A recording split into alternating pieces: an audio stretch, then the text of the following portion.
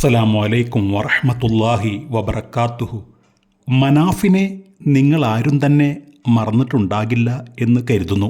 Lorry ഉടമ മനാഫ് എന്നാണ് അദ്ദേഹത്തെ അറിയപ്പെടുന്നത്. കോഴിക്കോട് ജില്ലക്കാരനാണ്.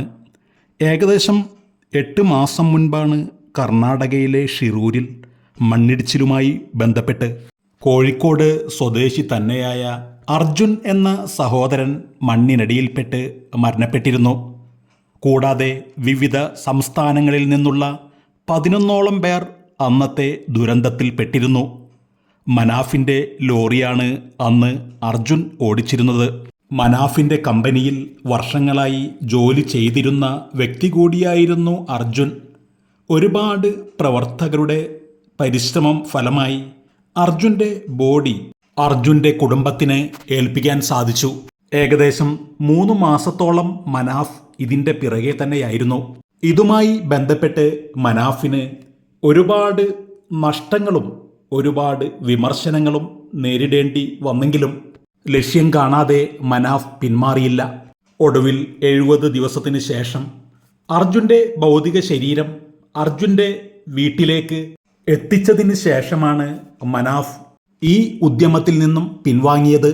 കൂടാതെ ആ സമയത്ത് തന്നെ മനാഫിൻ്റെ ഒരു ചാനലുണ്ടായിരുന്നു. ലോറിയുടമ മനാഫ് എന്നായിരുന്നു ചാനലിൻ്റെ പേര്. ആ ചാനലുമായി ബന്ധപ്പെട്ട് വിമർശനങ്ങൾ നേരിടേണ്ടി വന്ന സമയത്ത് മനാഫിനെ സപ്പോർട്ട് ചെയ്യുന്നതോടൊപ്പം തന്നെ മനാഫിൻ്റെ ചാനൽ 5 ലക്ഷത്തോളം സബ്സ്ക്രൈബേഴ്സുമായി മുന്നോട്ട് കുതിക്കുകയായിരുന്നു. പിന്നീട് മനാഫിനെ തേടിയും മനാഫിന് സ്വീകരണങ്ങൾ നൽകാനും കേരളത്തിൻ്റെ വിവിധ കോണുകളിൽ നിന്നും വിദേശ രാജ്യങ്ങളിൽ നിന്നുമൊക്കെ ആളുകൾ മനാഫിൻ്റെ ഓഫീസിലേക്ക് എത്തിത്തുടങ്ങി.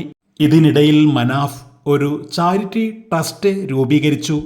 അതുവഴി കുറേ ആളുകളെ മനാഫ് സഹായിച്ചുകൊണ്ടിരുന്നു. ഇതിനിടയിൽ മനാഫിന് വിവിധ സ്ഥലങ്ങളിൽ നിന്നും സ്വീകരണം ലഭിക്കുന്ന സമയത്ത് ലഭിക്കുന്ന പൈസ ചാരിറ്റി പ്രവർത്തനങ്ങൾക്ക് ഉപയോഗപ്പെടുത്തിയും അദ്ദേഹത്തിൻ്റെ ബിസിനസ് കാര്യങ്ങളുമായി അദ്ദേഹം മുന്നോട്ട് പോയിക്കൊണ്ടിരുന്നു.